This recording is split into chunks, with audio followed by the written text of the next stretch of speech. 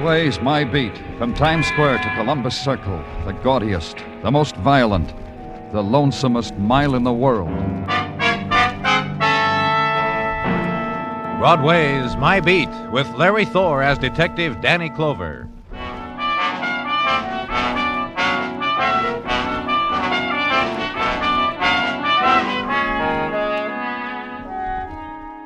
In autumn sunlight, the September day trots out its promises for Broadway's considering, displays them in doorways, in pushcarts, in gutters, decorates them with price tags, invites you to browse, don't touch, buy, don't squeeze.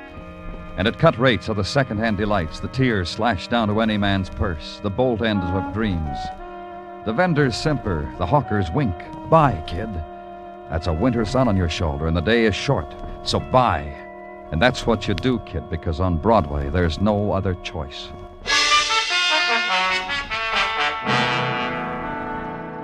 And at police headquarters, the September's day has arranged its wares of violence on your desk, stacked as to category, degree, grade. Because the day is still fresh, you put off the reaching for them, the touching of them, but it screams close to your ear.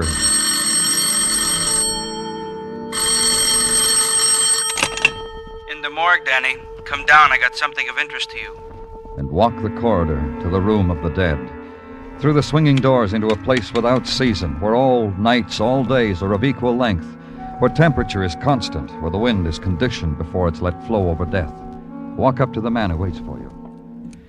A nervous twitch, Danny, to juggle things in my right hand. Maybe I'll be remembered for it. What have you got, Dr. Sinsky? The man lying there. They found him in his bed last night, murdered. These that murdered him. 2 bullets. Look. Yeah, 22 and a 32. Wouldn't you say so, Doctor? That I wouldn't know. What I know is only one of these was needed to kill him. Either one. The man was wanted dead twice, Danny. He was killed twice. 2 bullets, different size, twice dead. You know who he was? When they brought him to me last night, there was a tag on him. A name, Tom Keeler. An address, the Nixon Hotel. Nothing else. No other word to the living about why such things must happen. You're sure, Doctor? You're sure that the... Each wound was a mortal wound, Danny. Each wound could... Yeah, I'm sure. You'll want these, huh? Yeah. Take them. And that's the way my day began, and the ingredients of it were a medical examiner, a murdered man, and 2 bullets. In a room of no value except to the dead, except to those whose business is with death. Consider that briefly, then push it away. Leave, go, get out, and hurry. And in the corridor, find what you're looking for. The breath of air not controlled by a thermostat. Then the walk down the hall. Turn over the 2 bullets to technical. Then outside, in the squad car, and the ride to West 25th Street and to the Nixon Hotel. To the 5-story brownstone that seemed to list from pressure of the insurance housing project next door to it. Go in. Ring a bell. Wait. Be greeted by the man in gray suspenders and no shirt. Morning. Good morning. I'm Danny Clover, police. Randy Quantrill, hi. You had a little trouble here last night, didn't you? Oh, just a mess of it. Did you know the man who was killed? You mean Tom, huh? That's right, Tom Keeler. What do you mean know him? Talk to him, have a beer with him. Said hi to him. That's about the extent of my to-do with him. How about visitors? Did he have any? Look at the sign over my shoulder, Mr. Clover. Mr. Clover, you know some Clovers down in Selma, Alabama. You any kin to any Clover? No.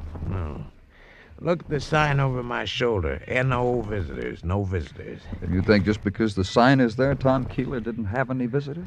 No, I don't, mister. We got a sign in each and every room says no smoking in bed. In the last year, we had 3 mattress fires. So what I'm saying is I never saw anybody sneak past this desk that I said to myself, there's a Tom Keeler visitor. What else about Keeler? Oh, he got mail this morning. Maybe I ought to tell you that. Yeah, maybe you should. I'm going to. Fresh mail that come this morning. Here, the letter. Oh, thanks. From the Great Northern National Bank. So I see. please come in and talk to us with regards to your commercial account at your earliest convenience. You read upside down, Mr. Quantrill? I've lived in Baltimore. Oh. Thank you, Mr. Quantrill. Thanks a lot. And for that, Randy Quantrill winked at me, laughed noiselessly at me, leaned against the mail rack, scratched his back with it. It wasn't the moment to intrude any longer on such private pleasures, so I left him.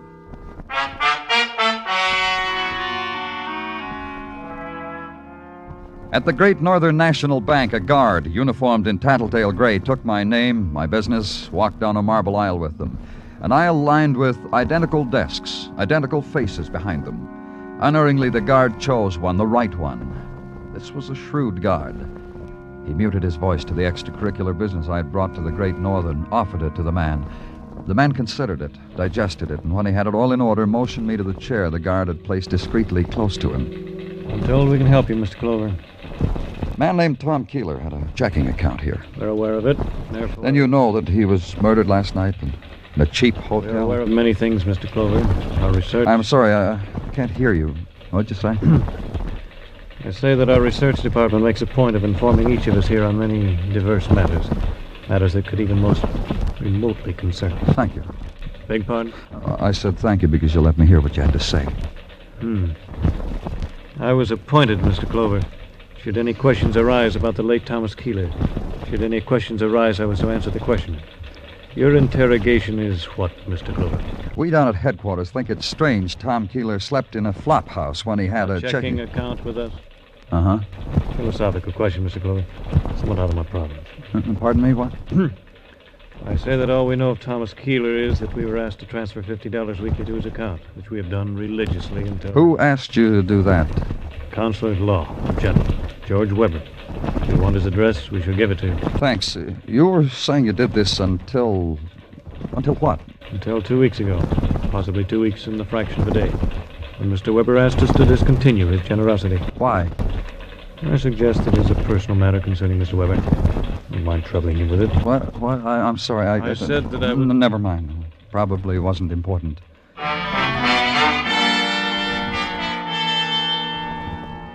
And go to the Park Avenue apartments of George Weber and be told by the person at the desk that Mr. Weber is not at home, perhaps at his office, the person suggested, and be handed a slip of paper with the office address in a handwriting with the I's dotted with small circles.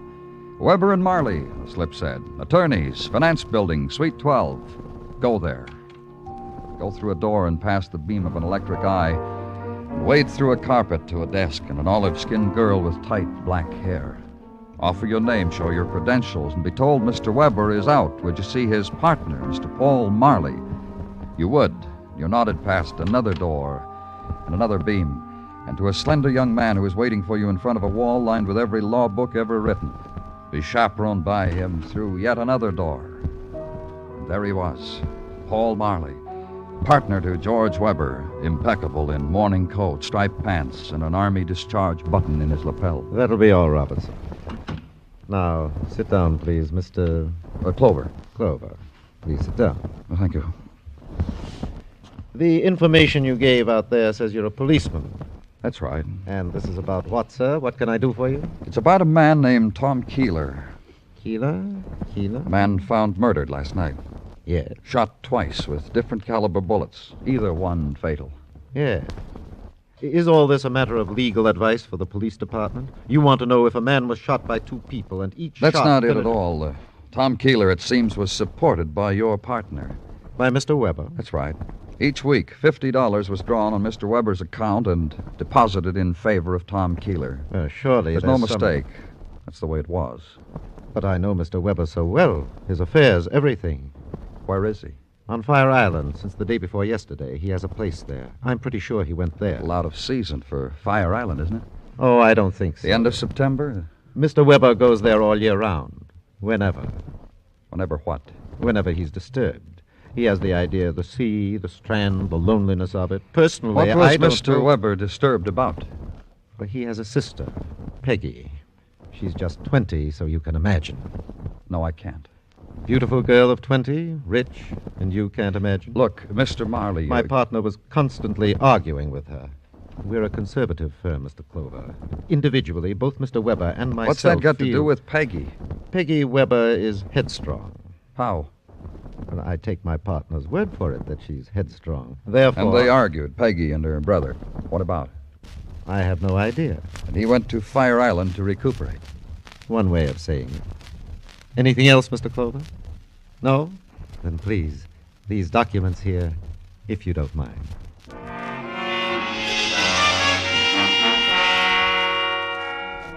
And get in touch with the authorities at Fire Island.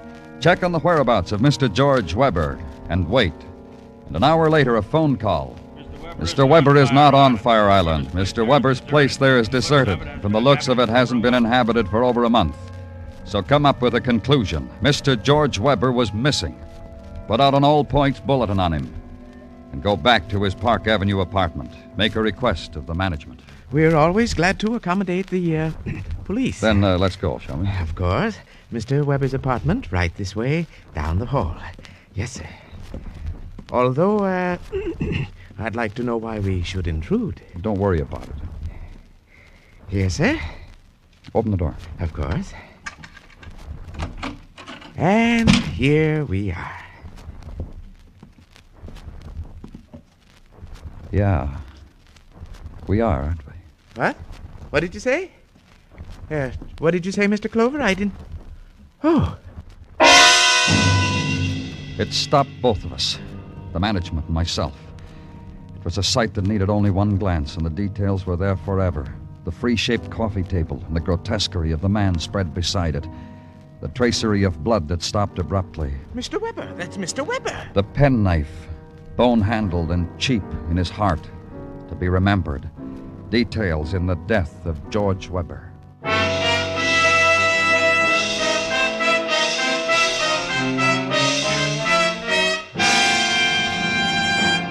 You are listening to Broadway's My Beat, written by Morton Fine and David Friedkin, and starring Larry Thor as Detective Danny Clover.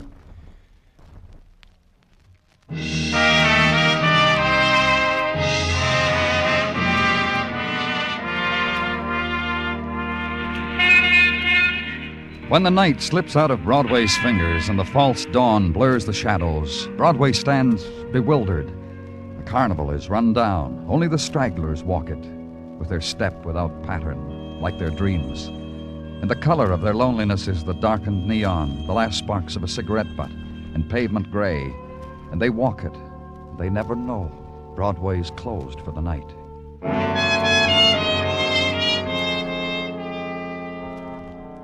And somehow or another, whether it deserves it or not, the world gets to be 9 o'clock in the morning. Then there's a place for everybody. It's daytime, breakfast time, work time, make a dollar time. Or as Sergeant Gino Tartaglia said it... Lend me $1, Danny. Oh, sure, Gino. Here. Thank you. The reason for this transaction, Danny, No, is... you don't have to explain it. I want to. Go right ahead. Thank you. Mrs. Tartaglia forgot to tuck my dollar into my lunchbox today, as is her wont, for the little things a man needs during the day. She just phoned me and confessed her dereliction of duty in this matter. Gino... She said ask Danny for it. And tomorrow she will tuck in $2 so that you will not go hungry. Tell Mrs. T not to worry. Roger, Wilco. And now, Danny, to the chores of the day. Knife which did George Weber in was of the variety which can be purchased at our leading hardware stores for the nominal sum of $1.98. Practically untraceable. Prince? Wiped clean. Go on. Well, that's about the sum and substance of the intelligence which has been shunted from the downstairs to the here, Danny. As of now. However... Yes? A young lady is in the anteroom and wants to see you. Who is she? A Miss Peggy Weber, sister of the most latterly deceased. Get her. This way to see Danny Clover. Now, sit down, Miss Weber. That'll be all, Gino. I'm glad you came, Miss Weber. Your name's right here on my calendar to see today. I knew you'd want to question me about George. How did you hear about his death? I was home. The late news on the radio. You see, I didn't live with my brother. We didn't get along. Oh? It's going to be a lot simpler now with him gone. I'll wear a black dress like this one for a month and call it a decent interval of mourning. It's not any concern of mine, Miss Weber, Oh, it's but... entirely your concern, Mr. Clover. Your position demands that you locate people who would have motives for murdering my brother. I would. Did you kill him? A few of my friends and I got together some time ago. For kicks. We were going to try things together, just for kicks. Black magic. Well, I spent the first 10 days of my membership sticking pins into my brother's picture. And all that happened is that he got a sty on his eye. Outside of that, I never harmed a hair on his head. Why all this hate, Miss Weber? Simply this. I love a boy. I told George about him. George got red, then blue, red again, and then a lovely color I never saw before. He found out who the boy was. Ruined him. Who is the boy? Ralph Clay. Now runs a bowling alley on 3rd. One more thing. Do you know a man named Tom Keeler? Not offhand. Why? Oh, never mind. Well, leave your address with Sergeant Tartaglia, Miss Weber, and thank you very much.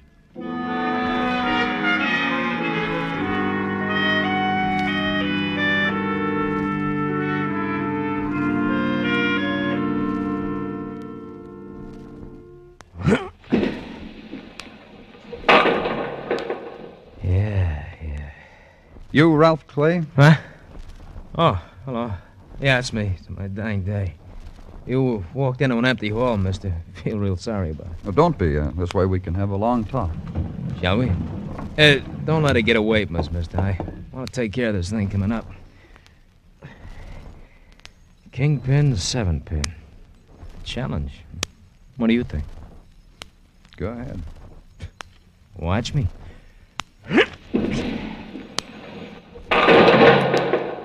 Yeah. Never say go ahead to me in that tone, mister. Not on that shot. My quirk, each day I live for it. I'll remember, Mr. Clay. Look, police. Yeah. Stick your thumb in the ball, mister, please. Have fun. I'll write it off under entertainment. Joint's bad, no one will know. Something Peggy Weber said. It sent me to you. Peggy? The girl of class. She tell you I kill her brother? I got the impression she was in love with you. Pity the girl. She lives in ancient history. In a time where she loved and I loved back. But ancient history. Under the bridge. Peggy did something to you? She had a brother. Now dead, I read. It stopped me for a breath on the way to the sports page. George Weber did something to you? Yeah. And I'm a man who likes to talk about it. My daily nourishment. Share it with me? Huh. Georgie Porgy Weber didn't like how his sister used to put her hand in mine, so he marked me lousy. How? Standing before you, Mr. Police, is a boy who once thought he was a lawyer. Cap in hand, he went to Georgie, a soon-to-be brother-in-law, asked for a job, keep it in the family. Georgie smiled, shook his head no. Then with words and music, he told me he'd spoil for me any job I took from anyone he knew. Because you loved his sister? I was second in my class in law school. You want to invent other reasons? Why hate Peggy for it? Things like that run in the blood. I don't stick around till it comes out in Peggy and slaps me in the head. Then that gives you a motive for having killed Weber. Yeah, ain't had a lucky one. And Tom Keeler, what did you have for him? Keeler? A man who got killed in a flea bag. A man Weber supported until... Typical. This supporting him, I mean. Good old Uncle Tom was an old friend of Georgie's and Peggy's father. After the father died, Uncle Tom still hung around. Why is he called Uncle? Peggy calls him Uncle because he was her confessor, her hero. Everything that ached Peggy, she brought to good old Uncle Tom. Not to her brother. Who goes to a man like that except to kill him? I give you something to ponder, Mr. Police? Yeah, you did. I'm glad. Makes me want to live through another day. Watch the bitter boy make his strike. Yeah. And consider the lie he'd flipped to you. The girl's lie that she didn't know Tom Keeler. And wonder over it. Jot it down in memory as a future conversation piece with Peggy Weber. And then, remember a man who said he knew all about George Weber, everything but the mention of Keeler's share in his partner's life. Go to him, wait for him to finish his preening, to taste to the full the decorations bestowed upon men of know-how. Got this little time machine for being on my toes, Mr. Clover. Handsome tidbit, isn't it? Yeah, it is. 17 Jules, Hamilton. All because I proved in court the chap's wife had been unfriendly to said chap. Look what the grateful devil had engraved on the gold. To chum Paul Marley for setting me free. To chum. What was there about Tom Keeler that shut your mouth about him? My compliments, Mr. Clover. Brilliant strategy. Attack while the enemy celebrates minor victories. In tactics class at Fort Meade. You told me about Weber, personal things about him, his sister. Why not about Tom Keeler? It pained me. For George's sake, my deceased partner's sake, it pained me. You'll show me where it hurts. You think you'll be able to understand? Don't answer. It doesn't matter. Keeler was a derelict, a bum, a hungry shadow in George's closet. That's why George opened that account for him. To keep him from coming here to beg. George and I had a large investment here. The presence of Keeler was Weber hardly... cut off the account. At my insistence, my counsel. It made quite a row the other day. Between Tom and George, I had to shoo people back to their desks. You killed George Weber? Attack. I admire your method, Mr. Clover. For the investment, the plush carpets, the perfumed secretaries, the junior partners, all yours now. You killed Weber for that? The death of my partner was a great loss to me, Mr. Clover. A personal loss. Were it in my humble power to hunt out his assassins, I would dedicate my knowledge, my life, my...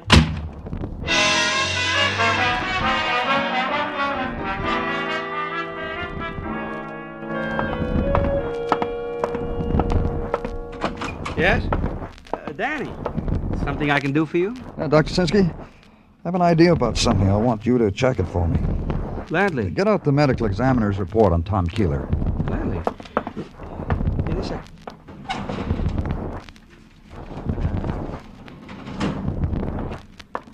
Here. What do you want it for? I want to put it side by side with this one I've got on George Weber. So? Here, look.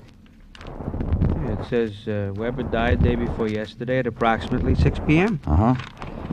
And it says on this report that Keeler died about midnight on the same day. You know what that means, Doctor? No, what? There's a pencil on your desk. Figure it out.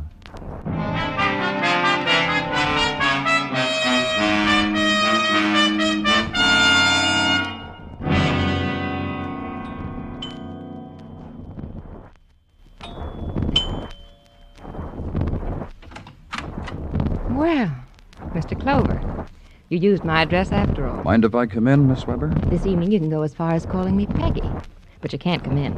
I'm afraid I'll have to... You'll have to force your way in? Well, I could relish that. Peggy. But a friend's visiting with me. Ralph Clay. You said the password. If you know that, you might as well come in. Ralph! Come out wherever you are. Say hello to Mr. Clover, Ralph.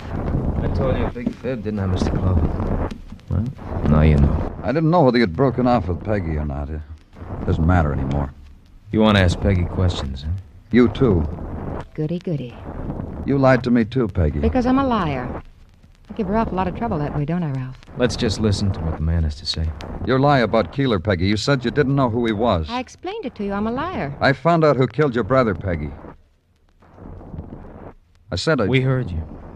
There were a lot of motives floating around, Peggy. Yours is... Leave her alone. She didn't kill her brother. I did. Oh, cut it out, Ralph. Peggy. Ralph had nothing to do with it. I did it. What's the matter with you, Peggy? You're crazy. You're a liar. You lie. That's why you're saying you killed your brother. Ralph. Neither one of you killed him. You thought Ralph did, Peggy, and Ralph... What are you trying to do to us, Clover?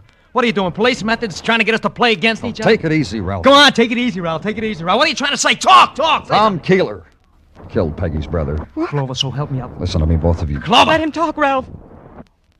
Keeler killed him because his source of income was cut off. A man like Keeler could kill. A desperate man, a man without livelihood. A tramp who made a habit of living off someone else's generosity. Ralph, it was all my fault.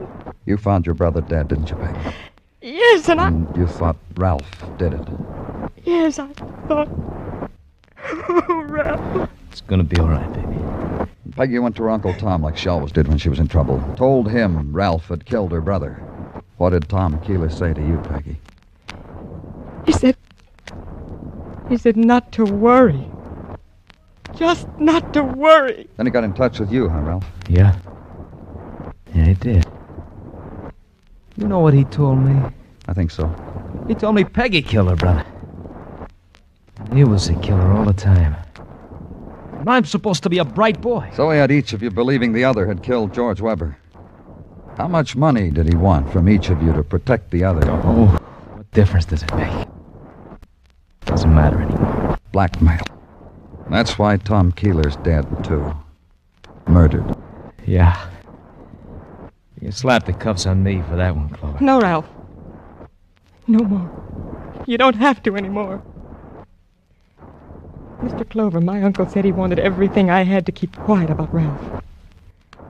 So I went up to his hotel room while he was sleeping. And I shot him. No. No, Peggy, that's what I did. That's what you both did. To protect the other. You both shot Tom Keeler.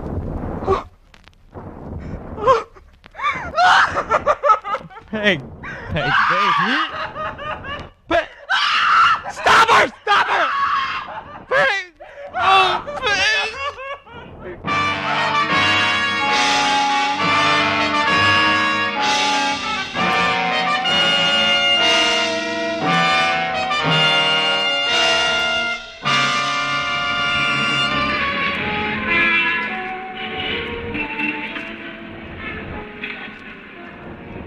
There's a time on Broadway when the crowd gives up, goes home. The lights buzz fitfully, die. Then it's a street of dim moonlight and dark whispers, and the wind of the autumn night, the wind that scatters everything. Yesterday's headline, yesterday's dreams, yesterday's people. It's Broadway, the gaudiest, the most violent, the lonesomest mile in the world. Broadway, my beat.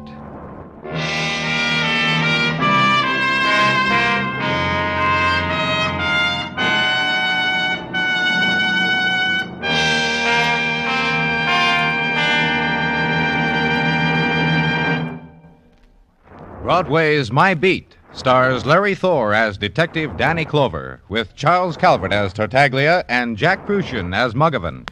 The program was produced and directed by Elliott Lewis, with musical score composed and conducted by Alexander Courage. In tonight's story, Lillian Byoff was heard as Peggy Weber, Anthony Barrett as Ralph Clay, Paul Frees as Randy Quantrill, Bob Bruce as Mr. Chase, and Edgar Barrier as Paul Marley.